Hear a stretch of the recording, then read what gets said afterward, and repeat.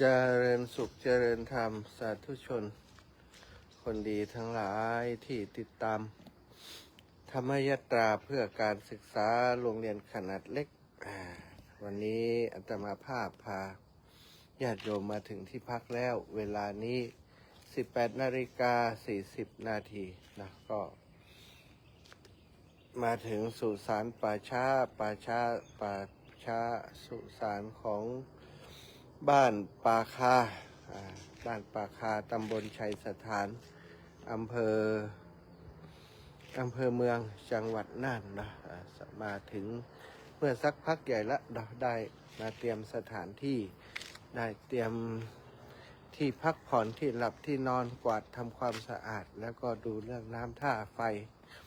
นะเรียบร้อยแล้วก็ออกมาพาญาติโยมมาดูป่าช้าในยามค่ำ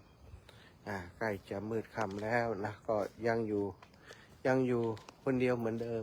เพราะว่าการเดินธุดงค์ครั้งนี้ได้สมทานธุดงค์เข้าวัดด้วยตัวคนเดียวนะไปคนเดียวอยู่คนเดียวไปคนเดียวทุกวันนะญาติโยมทั้งหลายอันนี้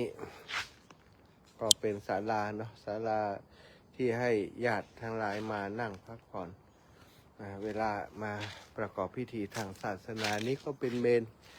เชิงตะกอนชุดก่อนที่ได้ใช้งานไประยะหนึ่งซึ่งปัจจุบันนี้ก็เลิกไม่มีการใช้แล้วแต่ว่าก็ยังไม่ได้รื้อถอนแต่ประการใดเนาะยังไม่ได้รื้อถอนแต่ประการใดก็ได้สร้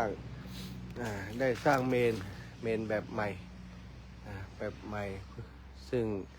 น่าจะใช้ถ่านเนาะน่าจะใช้ถ่านเป็นเมนขนาด พอดีพองามปัจจุบันนี้ราคาเมนขนาดนี้ก็ประมาณ1 ล้าน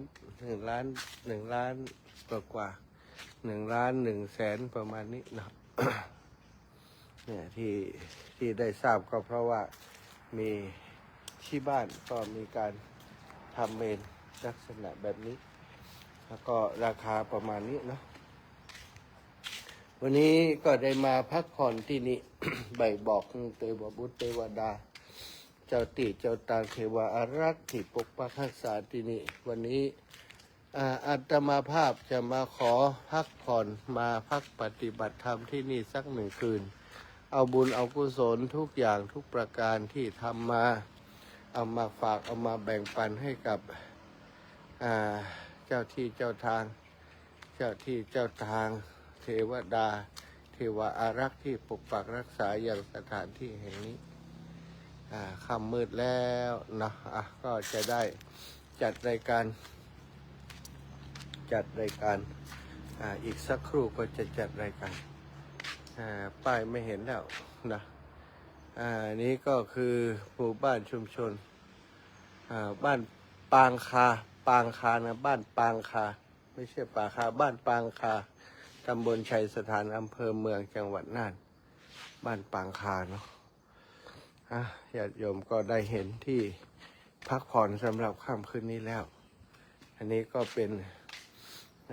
ที่จะได้พักผ่อนปฏิบัติในค่ำคืนนี้มองไม่เห็นแล้ว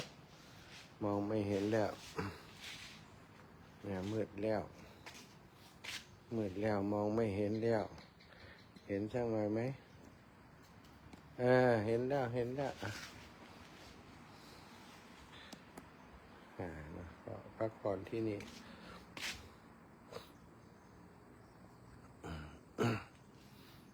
ธรรมยตราเพื่อการศึกษาสัญลักษณ์ของการเดินธุดงค์ครั้งนี้ธงนี้ติดตามอาตมาตั้งแต่การเดินครั้งก่อนเนาะจนมาถึงครั้งนี้นี้ก็จะจัดรายการต่อไปนี่ก็เรียบร้อยก็จะนั่งจัดรายการข้างในนี้ได้เห็นที่พักผ่อนแล้วนะคืนนี้เดี๋ยวไปเจอกันในรายการทางวิทยุแล้วก็ทางไลฟ์สดทาง YouTube ต่อไป